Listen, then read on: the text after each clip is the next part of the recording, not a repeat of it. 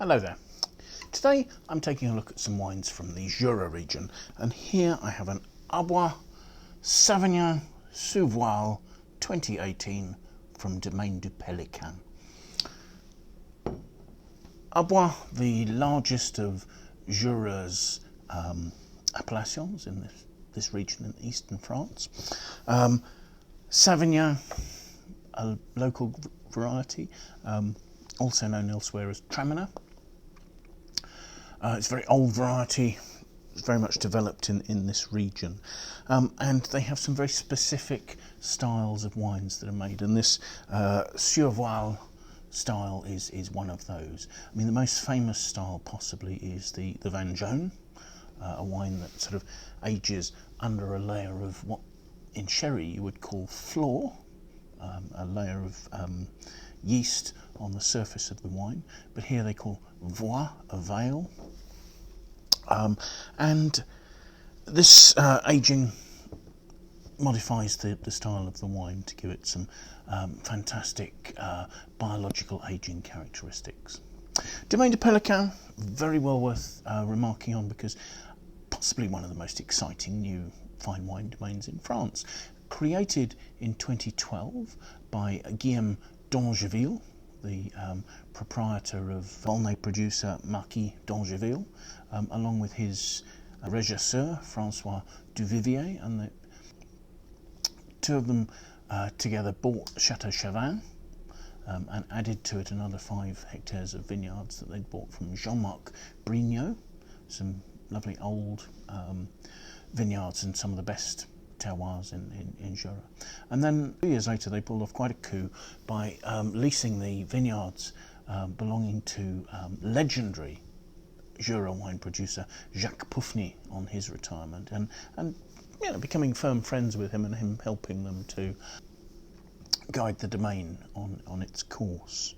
The style of wine that we have here in the Sous Voile is akin to the famous vin jaune style, but with less time with the flor growing in the barrel. So these will age for 2 to 4 years with the flor growing.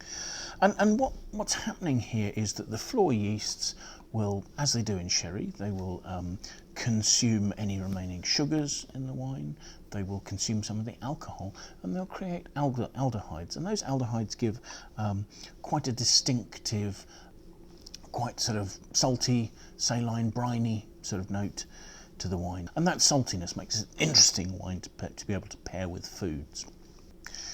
To take a look at the wine, its oxidative nature is obvious from the sort of the medium to almost sort of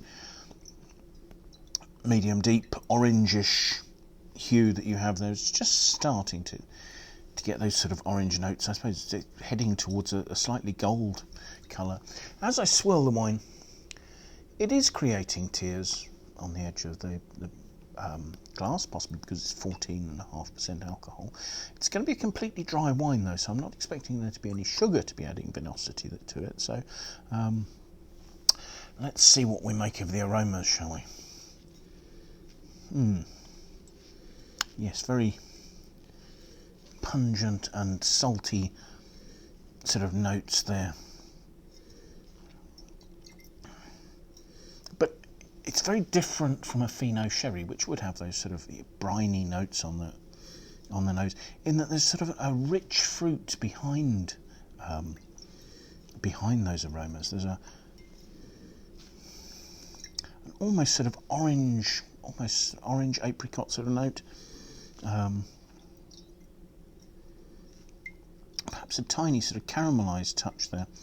So would make me think of a dried fruit rind, candied peel, that sort of note there. But powerful aromas, which is why this would be an interesting wine to pair with plenty of foods there. So let's have a taste and see what we make of it.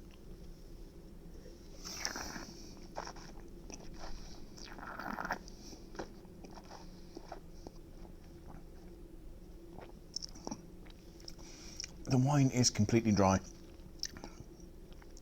and as I say, this will have been made as a dry wine. And as I say, the floor yeasts will have consumed any remaining sugars that are left off after fermentation. So absolutely bone dry. The acidity is fresh. The body is quite light. Again, the aging under the veil takes some of the body out of the wine that's consumed by the yeast. There's a lovely pungent flavour here. Again, it's that sort of candied peel note. It's an almost sort of slightly lifted orange peel note.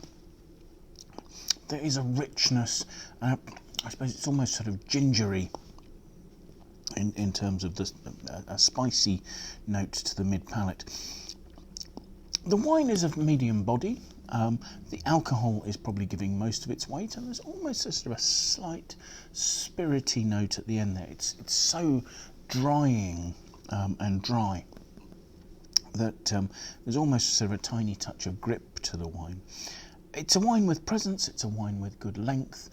The candied peel flavours are still lasting well at the finish, and there's enough crispness that this has a lovely clean finish.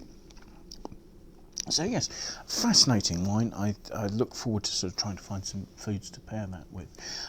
Thank you very much for watching. I hope you find these videos interesting. I hope you like them, in which case do please share them with your friends. Do hit the like button.